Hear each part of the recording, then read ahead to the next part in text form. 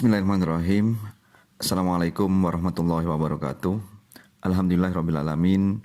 Mudah-mudahan kita semua dalam lindungan Allah Subhanahu wa taala. Amin amin ya rabbal alamin. Dari DPC Sarbu Musi Kabupaten Jember, saya Umar Faruk, Ketua Dewan Pimpinan Cabang Sarbu Musi, Serikat Buruh Muslimin Indonesia Kabupaten Jember, menyikapi dengan tegas tentang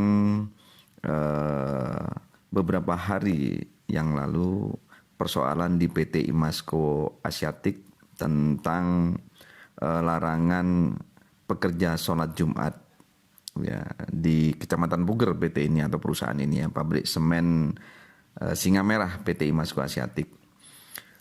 Kami dapat dari berita online di mana pemberitaan ini sudah viral di Kabupaten Jember. Secara nasional juga insya Allah mudah-mudahan juga ada sikap dari pemerintah pusat. Saat ini kami menyikapi tentang pemberitaan atau informasi tersebut. Kami mengambil sikap tegas bahwasanya kami mengutuk dengan keras pihak manajemen PT Semen Puger tentang persoalan prinsip dan pokok yang memang harus dipenuhi oleh perusahaan tentang bagaimana tempat ibadah yang harus juga diatur ya sesuai peraturan undang-undang terutama di 13/2003 itu jelas ada ya, tempat ibadah, fasilitas di dalam juga harus ada. Menyikapi hal tersebut tentang pemberitaan di berita online tersebut tanggal 15 Februari 2021 Senin, di situ ada sidak dari DPRD Komisi D Kabupaten Jember. Di sidak itu menyikapi tentang tidak adanya fasilitas masjid atau tempat ibadah di dalam perusahaan. Dan yang kedua, perusahaan melakukan kebijakan secara lokal yaitu lockdown. Lockdown artinya dengan alasan COVID-19 pekerja tidak dibolehkan keluar dari lingkungan perusahaan. Sedangkan yang kami ketahui DPC Sarbu Musi Jember tentang hal tersebut di atas lebih konkret. Kami pernah mendapat informasi tentang keberadaan TKA ya, tenaga kerja asing yang jumlahnya sudah melebihi 500 tenaga kerja yang ada di PT Imasco Asiatik. Terutama memang pengerjaan di bidang konstruksi atau alat berat. Tapi pada akhirnya setelah konstruksi ini selesai, mereka dipekerjakan di pabrik tersebut di PT Imasco. Ini yang informasi kami dapat. Yang kedua, versi kami dari Sarbu Musi, pekerja di PT Imasco Asiatik ini, informasi yang kami dapat bekerja 12 jam dalam sehari. Sedangkan undang-undang di negara kita, khususnya yang mengatur tentang ketenagakerjaan ini, mengatur jam kerja hanya 7 jam. Sehingga selebihnya perusahaan harus mengatur upah lembur. Upah lembur pun harus ada aturannya ya. Artinya perusahaan ini harus mengeluarkan surat perintah kerja lembur. Nah, bila mana perusahaan akan memberikan jam kerja lembur kepada pekerjanya. Dan itu pun setelah membuat surat tertulis tentang surat secara tertulis tentang lembur kepada pekerja. Yang kedua, perusahaan juga tidak sewenang-wenang mewajibkan seluruh pekerja untuk bisa bekerja, tapi harus mendapat persetujuan dari para pekerja dan perhitungannya juga diatur di peraturan Menteri Ketenagakerjaan, jelas itu. Yang ketiga, informasi yang saya dapat bahasanya perusahaan di situ mempekerjakan pekerjanya ini full, sebulan penuh tidak ada libur. Jadi Senin sampai Minggu ini tidak ada libur. Sudah waktunya 12 jam dalam sehari. Mereka ini informasi yang saya dapat tidak ada libur sama sekali dalam 1 bulan. Minggu pun tidak ada libur. Bahkan tanggal merah atau hari libur keagamaan tidak ada. Yang keempat, yang versi kami dari Sarbu Musi, gaji dari pekerja di sana itu per hari dihitung 150.000. Jadi kalau 150.000 ini diasumsikan sebagai pekerja sehari ya dengan bayangan pekerja sesuai aturan undang-undang cukup besar. Artinya apa? Bekerja dengan 7 jam sehari di negara kita, terutama di Kabupaten Jember mengatur tentang UMK.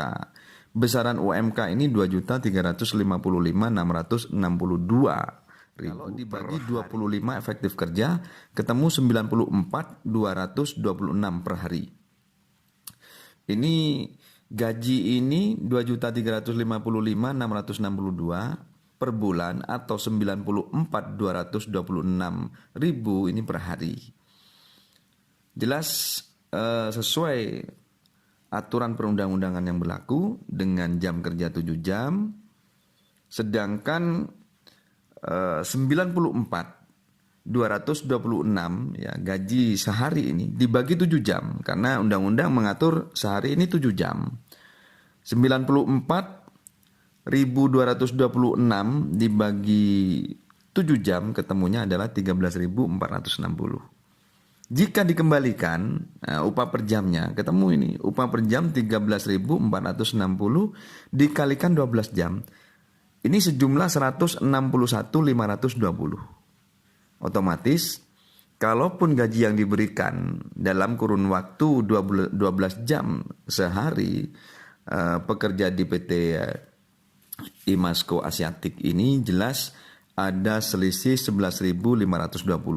Dari jumlah 161.520 ya, 13.460 kali 12 jam ketemu 161.520 dikurangi 150.000 gaji yang diterima oleh pekerja Imasco Asiatik. Ada selisih 11.520 di bawah UMK.